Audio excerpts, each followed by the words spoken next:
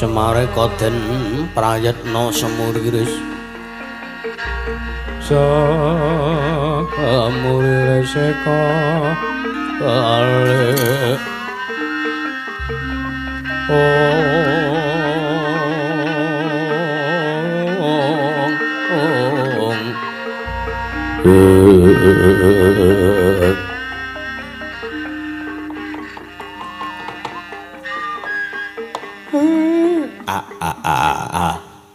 Mbel kekek sadulita mel. Nuwun sewu. Mboten kandhi kanyana-nyana rawuhipun Ndara Janaka. Kumat meneh, stokna wae wong tuwa. Rawuh wonten ing Karang Kabulutan Ndara. Mongko kanthi pasemon ingkang sumringah. Kula ngaturaken sembah bekti kula kunjuk. Nggih Ndara. Kula ngaturaken sembah bekti kula kunjuk. Saha kula nyadhong dawuh timbalanipun Ndara Janaka nginipun rawuh wonten ing Karang Kadempel badhe tindak dhateng pundi? Nggih, Den. Kula nyadhong dawuhipun Ndara Janaka. Nggih, Gus. Kula nyadhong dawuhipun Ndara Arjuna. Ndara Ki Arjuna. Samangke kados pundi anggenipun badhe paring dawuh senapun Bapak mengke tinampi dening anak-anake Bapak. Tal bantal. Kakang Semar, kula padha kaget yekti nggonku duweni pasemon ingkang sumringah. Disababake merga saka para Pandhawa ingkang ora suwe meneh bakal nampa kanugrahaning dewa. Kengaran Wahyu Kamulyan. Kamangka sak mengko Kakang. Wektu iki para Pandhawa wis nuju budal munggah ning pratapan Saptawarga, ya mung ora lega rasaning atiku. Yen to Arjuna ora nganti marang Kakang Semar Badranaya saat majamu Kakang. Mengke riyen badhe gaya Wahyu Kamulyan lah keteka minggah wonten ing pratapan Gunung Pitu kados pundi? Lan menapa darunanipun? Antuk sasmitaning dewa anut marang dawing Jawata Kalamunta. Wahyu Kamulyan bakal tumedhak ning pertapan Saptawarga sarta ingkang dadi lantaran mbuyana kejaba mung Kanjeng Yang Abiyasa ing Saptawarga ing pertapan Gunung Pitu Kakang Semar. Semareka den prayetna samurine seka kale titiani kantaya nitri sunya Rama saesi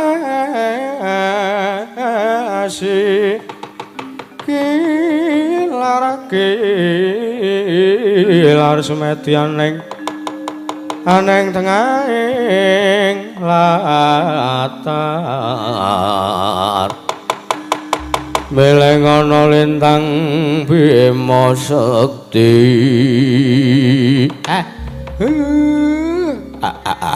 Mbel kekek sadulita mbel. Mboten nginten babar pisan Ndara. Kakang Semar piye? Etan tetepan ya. Tetep etan nggih. Wah!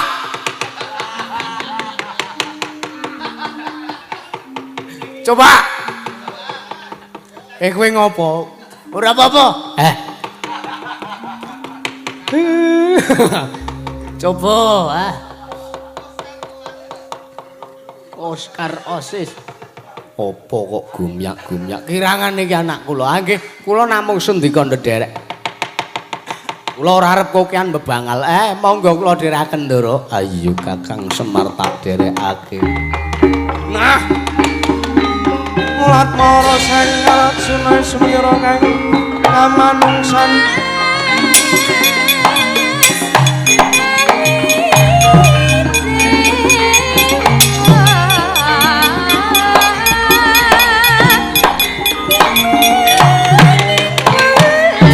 Wah, penak ya.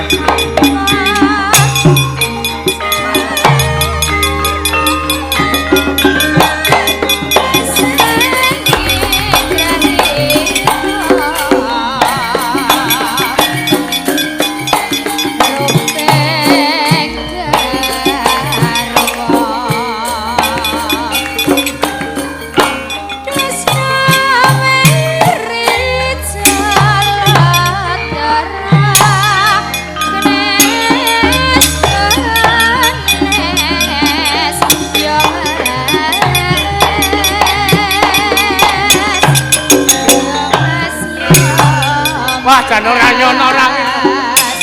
Kaya ngepok. Ketoke rambut jajine.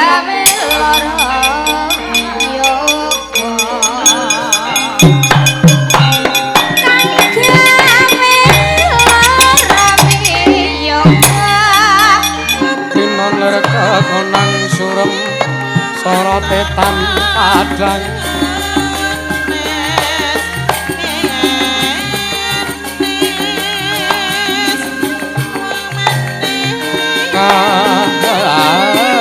Solan macare ora menggono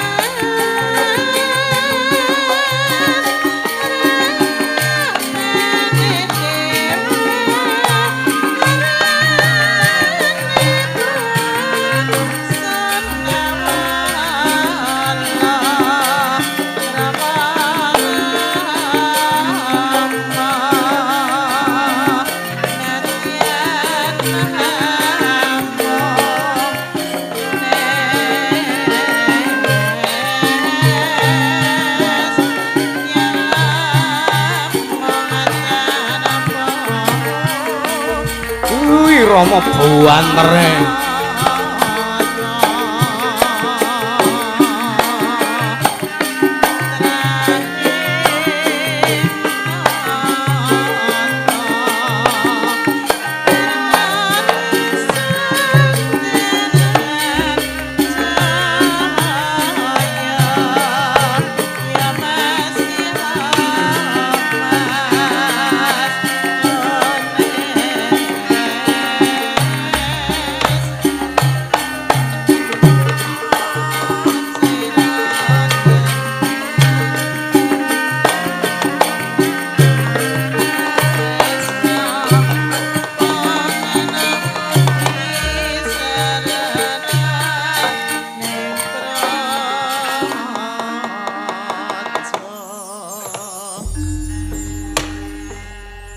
merahina sumobang Hyang Aruna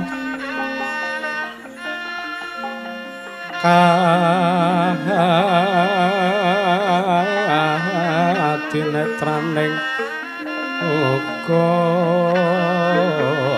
rapuh sadaning kukila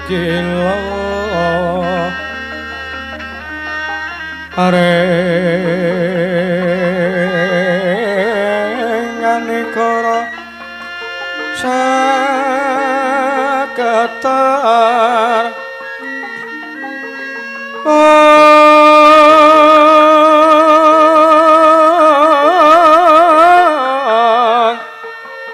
nek edong neng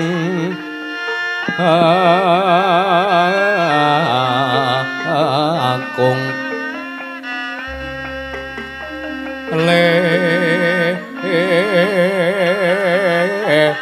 lerwo sing pine panca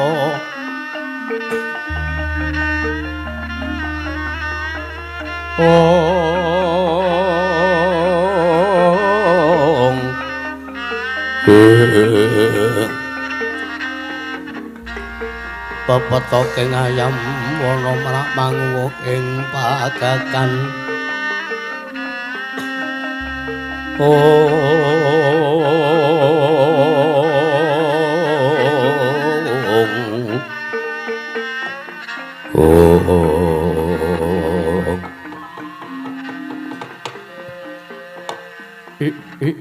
Niwang Agung Jawata mugia tansah ngayomi marang putu-putuku para Pandhawa aja nganti ingkang jijir sartane aja ingkang lirwa saka pangayomaning Gusti ora mengko to dhisik nggih Putu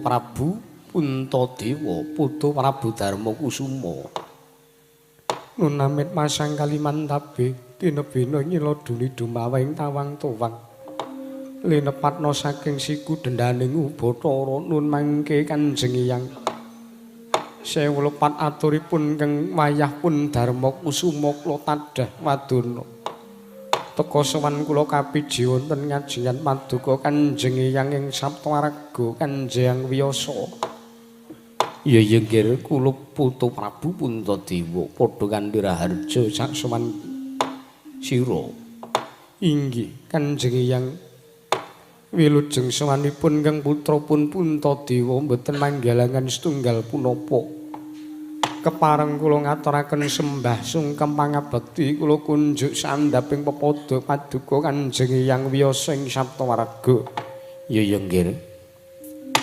suratur bekti ana ngersaning pun Hyang ing Saptawarga wae gawe marem sarta gawe bombonging pun Hyang ora lewat pangestunipun Hyang wae tampanana inggih Kanjeng Hyang sampun sanget anggen kula pundi nun mangke Kanjeng Hyang ing Saptawarga kula ngaturaken sembah sungkem mangabekti kula kunjung Kanjeng Hyang Kaki Prabu Ndarawati sira Kaki Prabu Ndarawati atur bekti ana karsa pun Hyang ora lewat pangestunipun Hyang tampanana nggih sampun sanget anggen kawula pundi Kanjeng Hyang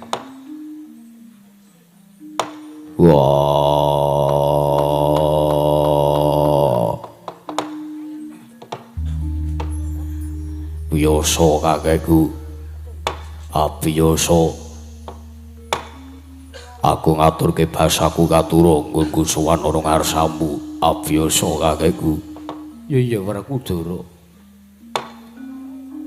putuku Cah Bagus ngaturake sembah pangestuning pun Hyang wae tampanana pagegem dadake jimat prayogakna kaya ora kurang kepenak sawane para kudara Kanjeng Hyang kula ngaturaken sembah pangabekti kula kunjuk Kanjeng Hyang ya Arjuna pangestuning pun Hyang tampanana sampun sanget anggen kula pundi Kanjeng Hyang sang penemban abiyasa kula ngaturaken sembah bekti kula kunjuk penemban Kakang Semariya ora lewat pangestuku tampanana Kakang nggih kula tampi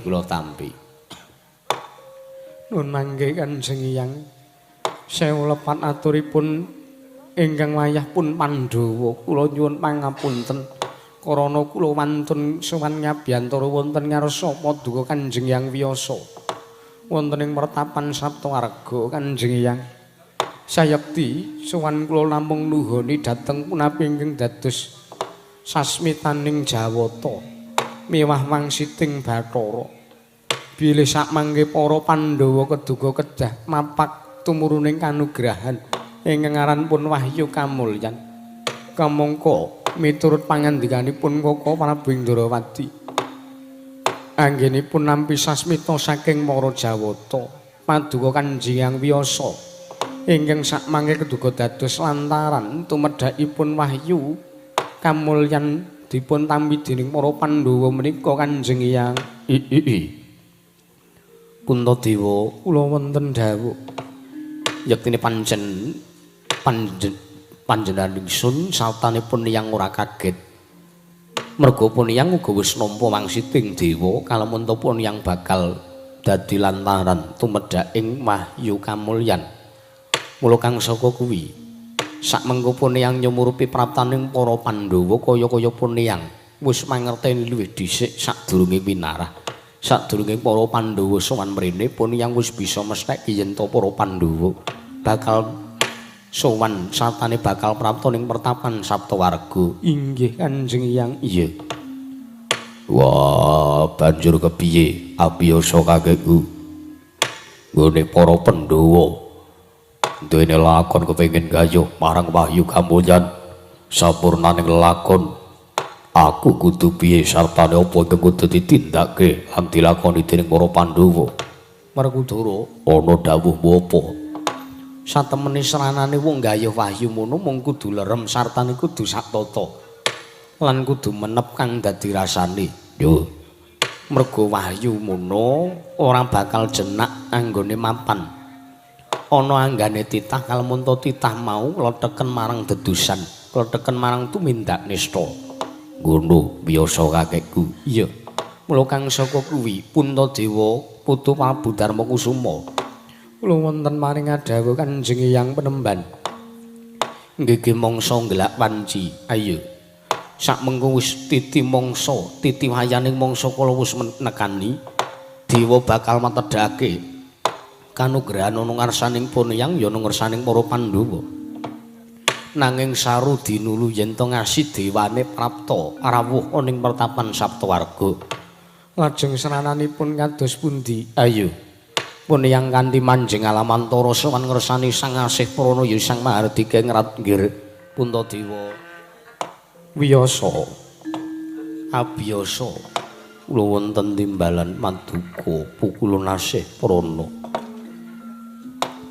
Sayekti pancen pepesthening dewa lan pepesthening kodrat kalamun ingkang pantes sartane trep supaya nampa marang kanugrahaning dewa kang aran Wahyu Kamulyan ya mung para Pandhawa. Wontene dasare apa? Nggih, teka panjenengan ulun paring dawuh kang mangkono lan dasare apa kodrat mesthekake yen to Pandhawa ingkang ngeduga kuat nampa kanugrahaning dewa kang aran Wahyu Kamulyan. Kula wiyasa sarta Darmakusuma sejatine panjenengan ulun wis mangerteni sarta wis pesthine kodrat uga lamun para Pandhawa minangka utusaning adil ya kuwi gawe tentreming jagat sawegung.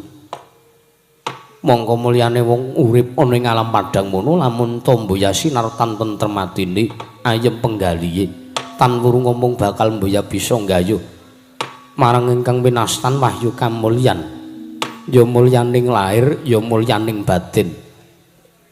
Inggih pukulun mulyaning lair kuwi wiyasa lamun to sakmengko kecukupan kelan apa ingkang wis sinandhang mulyaning batin lamun to uripe migunani tumraping wong akeh. Mula kang sangka iku nggih Pandhawa aja kendhat nggonmu tansah tetulung marang sak pepadaning urip. Aja kendhat anggon kita tansah paring boga marang wong kang kaluwen, paring sandang wong kawudan, paring teken wong kalunyon. Iku mau kabeh sayekti kinarya tapa anggon kita mapan ning alam padhang wiyasa apa dene Darmakusuma. Inggih pukulun. Menapa ingkang sampun paduka dawuhaken tartentu para Pandhawa ingkang abdi pun wiyasa mboten badhe suwala saha mboten badhe selak. Inggih pukulun. Napa ingkang sampun paduka dawuhaken tartentu para Pandhawa badhe ngleksanani? Iya. Dene jeneng kita wiyasa wonten dawuh pukulun. Jeneng kita kudu tansah angulati sarta ulun dawuh kelawan jeneng kita. Banjur sak mengko dawuhna wejangna marang nata Indrawati ya kuwi Prabu Kresna ingkang minangka pujangganing para Pandhawa. Awat-awatana marang putu-putu ulun para Pandhawa. Aja kendhat anggon kita tansah njejeke marang perkara ingkang bengkong, aja kendhat nggon kita tansah benerke kelawan barang kang luput. Sabab becik dikaya ngapa Pandhawa mono titaswantah ingkang kedunungan ina lali salah apes sarta mati. Elingna kalamun ta nedeng lali dandanana kalamun nedeng ina ngestaken dawuh samangke badhe kula aturaken wonten ngersanipun Kaki Prabu Ndrawati pukulun kanthi kaya mangkono. Anggon kita urip ning alam padang bakal nggayuh kelawan tentrem lan ayem. Wong kang wis kasembadan nggayuh kelawan tentrem lan ayem mau sayekti bakal bisa ngrasake kelawan kamulyaning urip. Mula kang sangka iku nggih wahyu kamulyan mono sayekti mbuya mawujud lan mbuya karasa kalamun ta wis mapan ana angganing sira putu-putuku para Pandhawa. Sabab mulyaning sira ya mung sira dhewe ingkang bisa nggayuh kalamun ta merucut anggon kita. Gayuh kamulyan sayekti selawase urip jeneng kita mboya bakal bisa ngrasake apa ingkang winastan mulya kuwi mau nggih wiyasa apa dene Puntadewa sukma wicara sakarone mrengaken sampun cemeplong raosing manahipun ingkang wayah pun abiyasa pukulun tumuli sak mangke ulun ingsun ingkang abdi pun wiyasa nedya nyuwun pamit madal pasilan ya marata diaki perkara ingkang wis kula nandharake mau dayane sumrambahna tumraping Sanggung Kawula Dasaning Rajanegara Indraprasta. Malah ingkang mayah pun Darma Kusuma nyuwun pamit pukulun ya Puntadewa. Mboya kendhat pangestu ulun tansah dayani mring sak laku jantra kita sukma wicara sakarone. Nyuwun pamit madal wasilan pukulun nyuwun pamit pukulun ngati-ati aja kaya bocah cilik sukma wicara sakarone.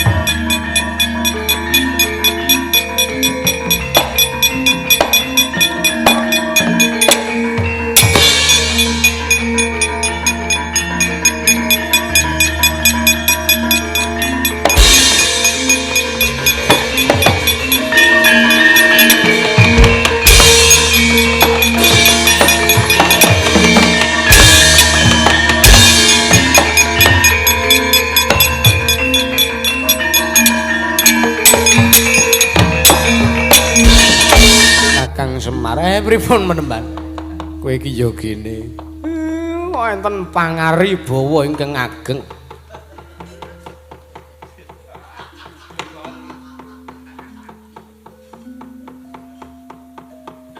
Pangaribawa apa? Kakang Semar. Pripun sinten? Kowe ya ngrasake to, ngraoske. Angin semribit, angin. Dayaning ki lagi. LUCKY macane ya lagi. Kakang Semar aja clemungan Kakang. Mboten. Kanjeng Hyang Nyadong dawuh, "Yasa kakekku kepiye?" Wah, nggon musuhan ngersaning Sang Asih Prana. Teka Pandhawa ngrasake Prabawa gedhe. Sayekti para Pandhawa wis bisa, yaiku nggagapi marang perkara apa ingkang kudu ditindakake. Bab perkara apa ingkang didhawuhake dening dewa sakmengko Punta Dewa ingkang ulun dhawuhake. Lan ulun nutus kinarya medharake kawruh kamulyan marang kadang sira para Pandhawa Punta Dewa. Inggih Kanjeng ngestaken dawuh. Piyak, piyak, piyak.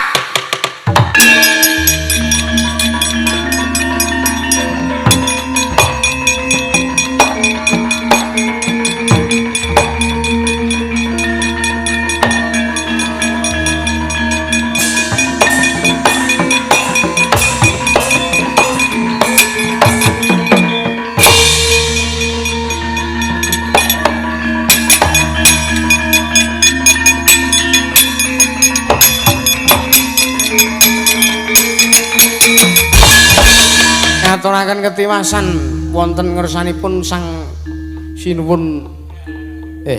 Sapa iki? Ora kaya biasane wong biasane sing nyekel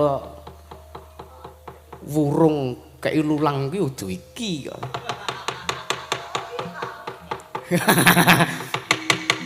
Petruk ngopo? Ngersanipun Sinuwun Prabu Kresna Dwipayana.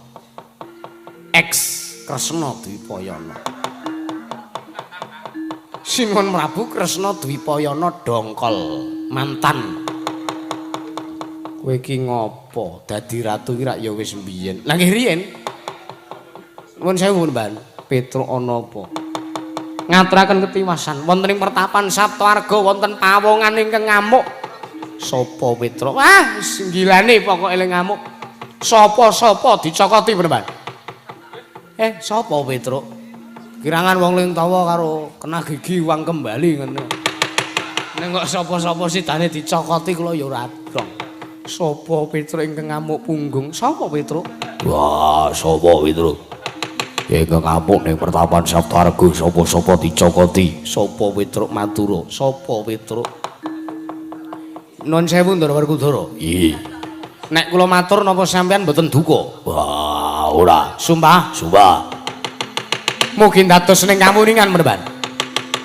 Ingkang ngamuk punggung wonten ing pertapan Saptawarga inggih menika Pendhita Durna, Pendhita Sukalima. Ngamuk kaya buta sapa-sapa dicokoti menawi.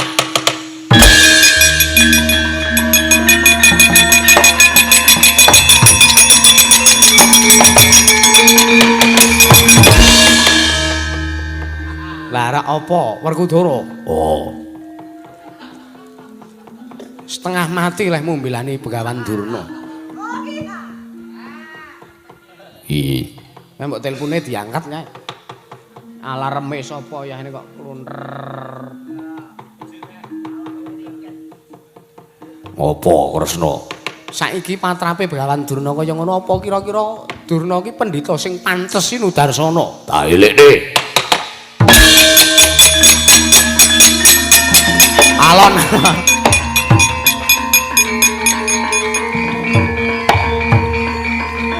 Alon.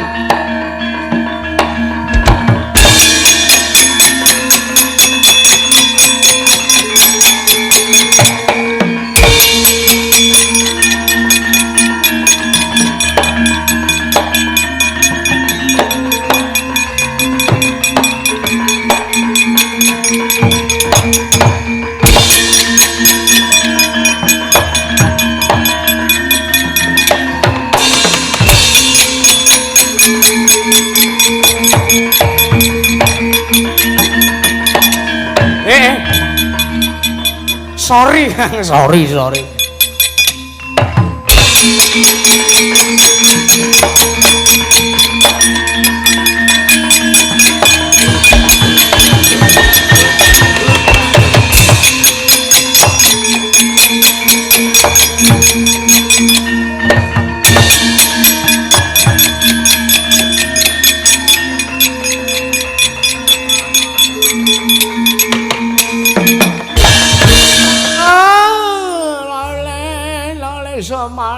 Sumorante hawala la dalah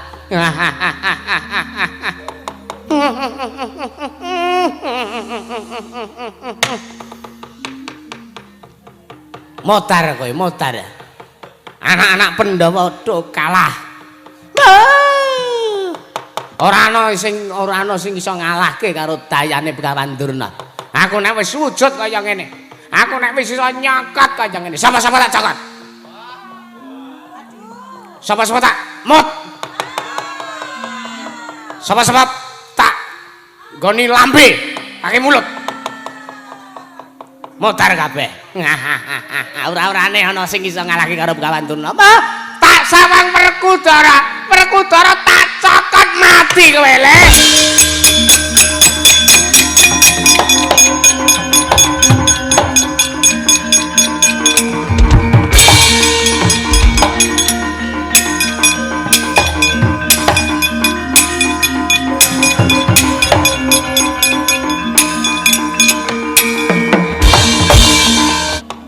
Durna bapakku, Werkudara anakku ya. Wah, edan. Tak sawang kowe ngamuk punggung ora eling. Iya. Ngamuk boyok, ngamuk punggung. Sopo-sopo ta cokoti. Kowe iso gigit gunake siung pengapit kowe duwe siung. Kaya wujuding buta, pancen buta. Kaya wujuding buta. Gandeng aku lanang ya kaya wujuding Pak Tok. Wah, edan. Gembelo siramu gleleng pacakmu. Gembelo ya ben, gleleng ya ben. Mbah. Arep ngopo kowe? Arep ngopo? Kowe arep tegel karo bapakmu. Kowe arep ngeleke karo aku. Taturi eling. Mumpung durung tegel Werkudara, ora sedi aku takon eling. Ayo, Pandhawa kon murungke le arep nggayuh wahyu kamulyan. Wis kelakon. Loh, wis kelakon. Wis gigit mati dening aku kowe.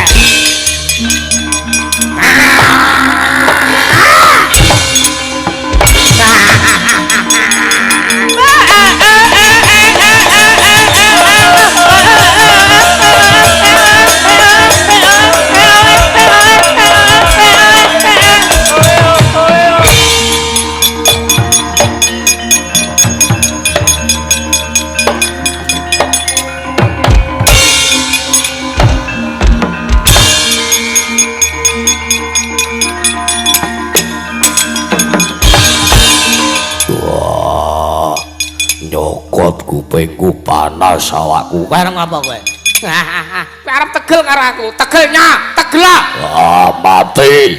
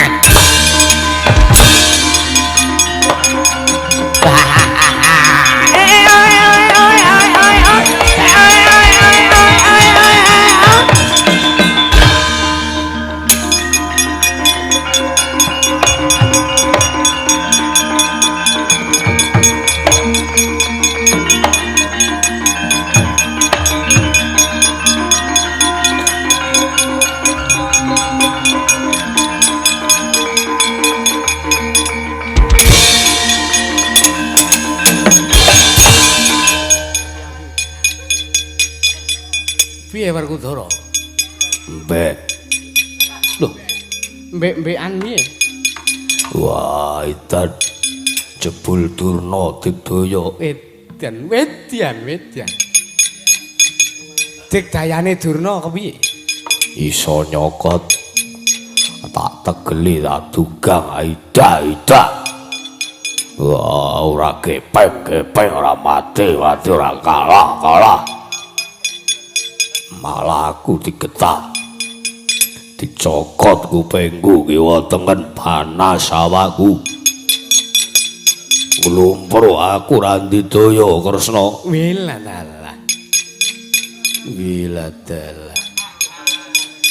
lah kok ampuh Durna edan Durna kok ampuh banget tak cobane rasa ngareng ngece to kowe wah edan ampuh tenan Durna Setyaki wonten dawuh Kakang Werkudara wae kalah aja meneh kok kowe kiri lusi kok Prabu lah nek nika niku nak putra kinasih putra siswa dadi mbok menawi niki ngalah mergo niki kurang tegel ndas kuwi Durna ampun nuwun ampun kula jajale ora sah Ibun Edan Bapa Durna kok ampuh aku seneng di guru ampuh tak cobane puasa ora sah ampuh lu Kakang Mas ora sah kula badhe nyobi wis tak coba sesak ora sah nggih mumpun kuku kacamata cengal ora apa Pancanaka ora tedas Gada rujak polo mbuh ora nggawa edan kira-kira dayane senjata cakra iso ngrampungi apa ora rasa blesojo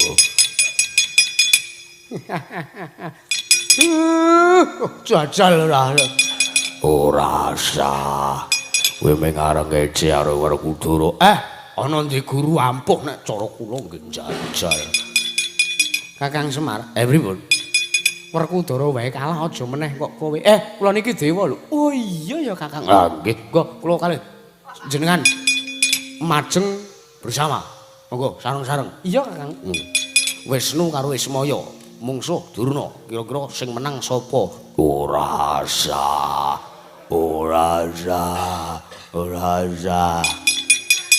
ora entuk ngaten kalih sing duwe ora sah sajae wis owah Werkudara iki coba Kakang Semar pripun kowe sing maju nggih Ndara Sencaki apa Kakang Semar ngampil ragane Ndara yo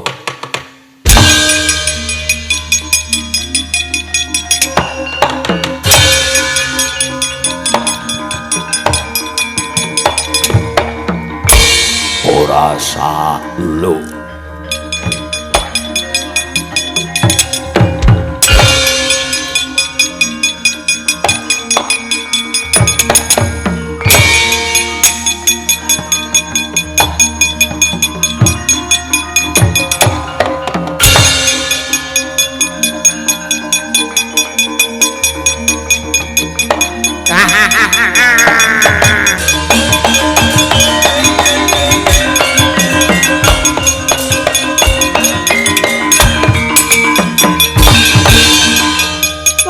Setyaki kowe maju Bima gedhe Bima asli we kalah mungsuh aku lah nek kowe iki ming Bima Kakang Bima gedhe we kalah mungsuh aku lah kowe iki Bima kunting kowe Bima kunting kowe arep mungsuh Begawan Durna pendhita kowean cangkem Sencaki kowe aja nekat yo ben kowe yo nekat to wah edan lara tenan iki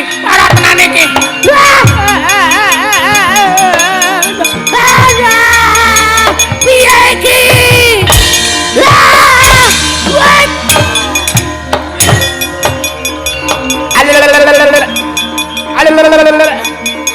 wih ngopo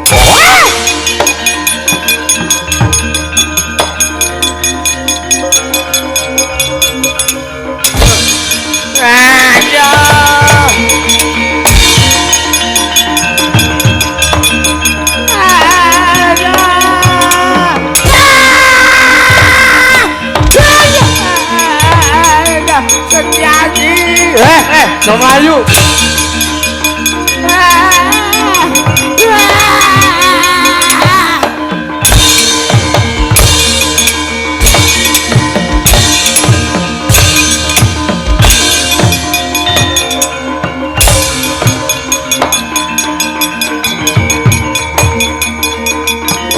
Konangan, konangan.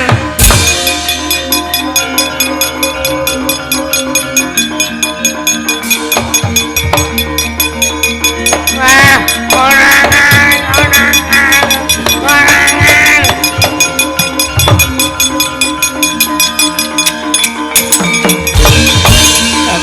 Itu bak ngopo pulung ngono mlayu-mlayu. Nang konangan. Lah tobat konangan sapa? Semar. Lah tobat tuwekan kaya ngrusui.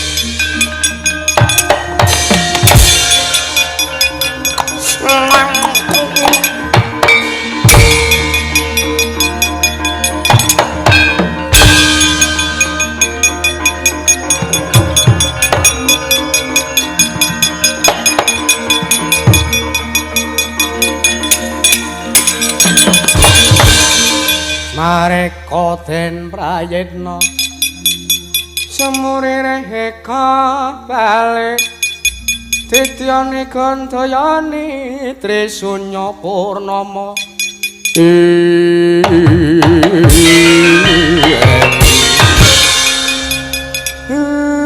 kowe arep mati mung soh aku.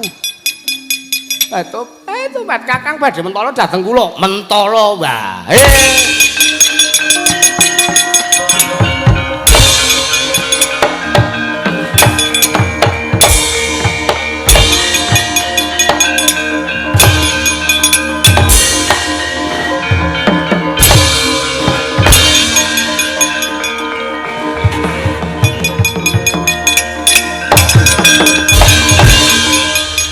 Ben aku sengit. Monggo senengane ming kisra. Aduh.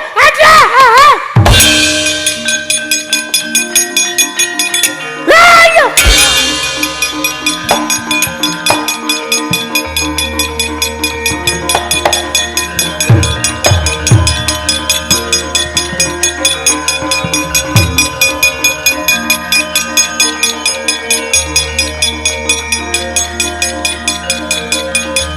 Mbah tak balekke, Mbah.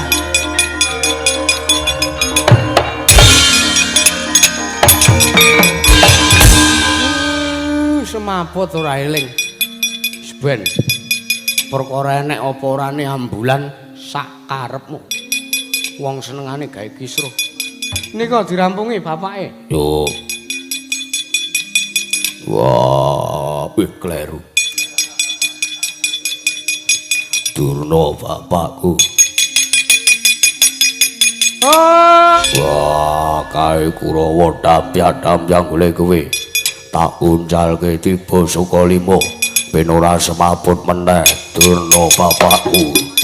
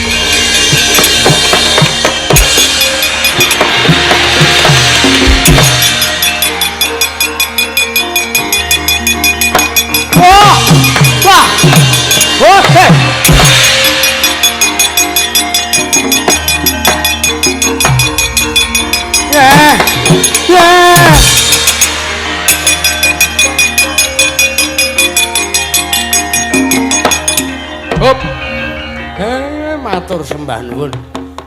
Sedaya lepan nyuwun mangapunten Ndara Werkudara. Semar padha-padha nggih. Mangayu Bagyawit para Pandhawa. Mir sapa mir wis mir kene. Menengo sik kowe ra. Mangayu Bagyawit para Pandhawa kasembatan ngenyong gayuh wahyu kamulyan. Yo Semar nggih. Mugi-mugi saged langgeng kenipun para Pandhawa mulya. Yo langgeng kamulyanipun para Pandhawa ugi sami kaliyan langgengipun kamulyanipun Bapak Miftahul Ulum sak kulawarga dalah warga masyarakat kadheran mriki. Yo maturke panduwun nggih. Sedaya lepat kula nyuwun pangapunten mugi-mugi sak pengker kula sak rombongan saking mriki warga ladan mriki tansah pinaring ana karahayan miljeniring sambikala sembada kang jinengka. Kecandhak apa kang den uyak jumbuh kang kinayuh rahayu kang kaestu basuki kang kaesti. Yo Semar ya nggih. Wusana panutuping ngatur, slamet to sing nanggap, slamet to sing ditanggap. Slamet to sing nonton tanggapan, slamet to sing nyetriming tanggapan, slamet to sing dodol nang tanggapan, slamet to sing nabuhi tanggapan, slamet to sing nonton tanggapan, slamet to sing kabeh-kabehane. Mboten terkecuali, slamet to sak kabeh-kabehane. Matur nuwun Ndara. Yo maturke panduwun. Ah nggih. Pungkasane ngatur Jaya Jaya Wijayanti rayu kang samya tinemu rayu kang samya pinanggi.